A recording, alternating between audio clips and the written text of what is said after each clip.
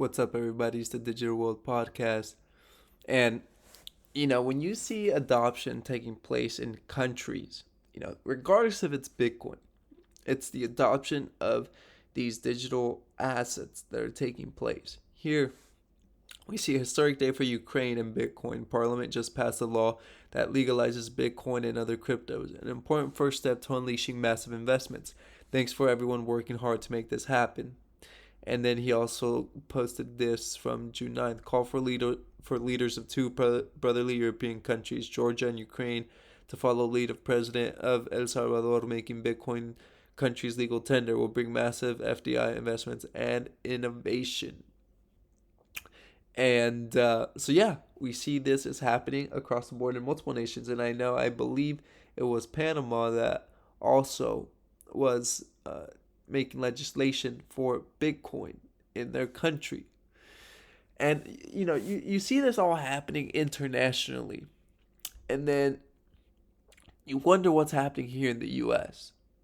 Now, in my previous video, I made note that what if the SEC is delaying this fact because maybe Gary Gensler's on the side of these white shoe boys, and he has their best interests at hand, and by suing and delaying the innovation, he's helping these institutions get ready to take over, or he's just delaying the inevitable. There's a lot of angles for this, and whether that is the case or not, I don't know. But it's interesting that there's this push.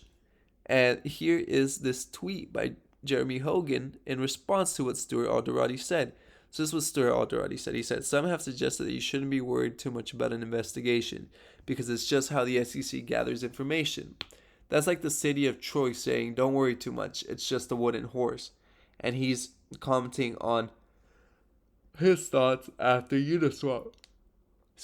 After Uniswap was being investigated by the SEC. Okay? And here is Jeremy Hogan's thoughts. He said, I thought the exact same thing when I heard about the investigation of Uniswap.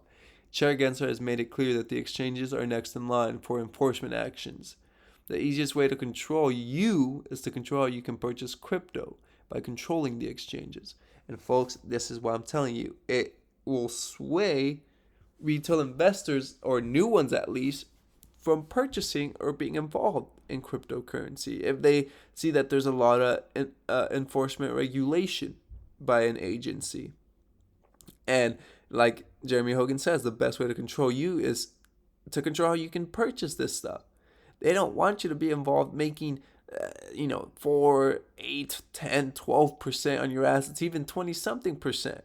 They don't want you doing that because they know that you take your money away from the bank and put it into these assets, and that's the last thing they want, okay? And they're going to try to achieve that by controlling these exchanges and keeping you away from it. But all this push has me wondering because a lot of people, and this guy nails it, a lot of people want to escape, fiat, which is what the central banks print, and they don't want their purchasing power of their currency to dwindle. So they want to put it into something that's going to grow instead of become smaller. And this guy says there's no people's demand for central bank digital currencies. People buy cryptos to escape central bank printing. People want less central bank destruction of purchasing power of currency, not more. And that's in response to Christine Lagarde, who says that she believes that the European Central Bank should be ready and have the technology available to respond to people's demands.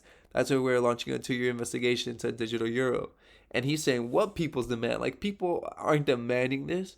And I'm sure these central banks know and have a pretty good idea of what's coming down the pipeline. And so they're preparing.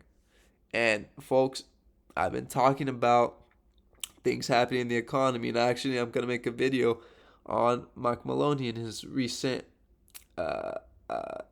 research that he's been doing. And something's not adding up. And something is coming down the pipeline. I don't know what it is, but I'm trying to stay on top of it because I want to be informed and I want to keep you guys informed. Now, listen to what she has to say here. At the European Central Bank, we believe that we should be ready and have the technology available in order to respond to customer demands. If customers prefer to use digital currency rather than have banknotes and cash available, it should be available. And we should respond to that demand and make sure that we have a solution that is European based, that is secure, that is available under friendly terms, that can be used as a mean of payment at reasonable terms as well, and does not jeopardize the whole banking system, which should be part and parcel of the proposal. So that's the reason why we've decided to go ahead with a 2 years experiment to make sure that we can actually respond to that demand. Or At the maybe European because people are not wanting it now. But if you create a situation or scenario that's very dire, in which people, have lost access to their money or whatnot, and now they're begging for their money, well, you present the solution. Bam, there you have it. You introduce central bank digital currencies. So something to keep in mind, something to take note of. I hope this episode has brought you some value. Like and subscribe. Comment below. What are your thoughts? As always, I like hearing from you. Share this video. Let people become aware. Like and subscribe. Help the channel grow and help other people be aware of the situation we're in. Let them know that this is where we're going. Digital assets is a way to help you grow your money. This is the Digital World Podcast, and I'll see you in the next episode.